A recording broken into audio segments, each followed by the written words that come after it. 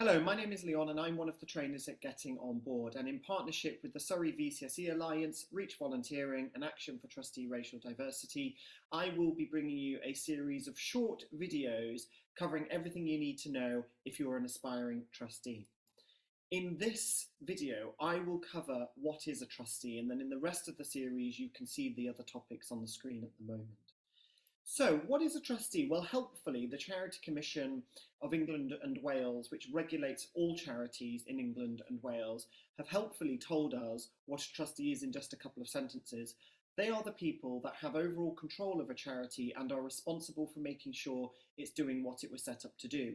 They might be known by other titles, though, such as directors, board members, governors, committee members. Whatever they are called, trustees are the people who lead the charity and decide how it is run. Now, charities in this country are made up of lots of small organisations, so sometimes you might find yourself being a trustee leading the organisation, setting the strategic direction, dealing with the big picture issues, but you might also wear the hat of somebody that gets quite involved in the day-to-day running because you might not have any staff. The only people doing the work for the charity might be the board, and so it can be a bit of a grey area, and that's something you'll need to consider in your search. In terms of what a trustee does, contained in some guidance from the Charity Commission called the Essential Trustee, they have outlined 6 core duties for trustees. The first is ensuring your charity is carrying out its purposes for the public benefit. Are you doing what you were set up to do? Comply with your charity's governing document and the law. You do not, though, need to be a lawyer, so please keep watching if you're not a lawyer. You have to ensure you act in your charity's best interests. And this is where that, I suppose, depending which hat you're wearing around being a volunteer and being a trustee, and it's even more complicated because trustees are also volunteers, where you can come into some conflict here. Your job is to safeguard the charity, and sometimes that means making decisions that might not be in the best interests of the staff or of the volunteers or of the service users, but it protects the charity overall. Very often when people join boards, they have to make real decisions about cutting services or reducing services because it protects the long-term life of the charity. You have to ensure your charity is accountable.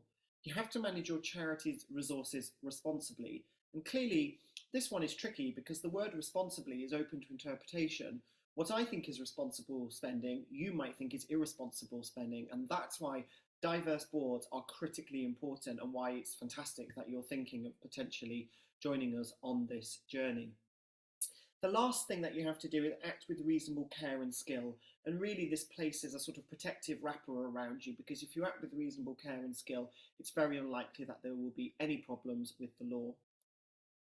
I thought it'd be useful to list some of the examples of issues that are dealt with by boards of trustees. Now, these are not at every meeting, these are just general, and each organisation will have its own approach. But you might look at how you raise the money you need to operate.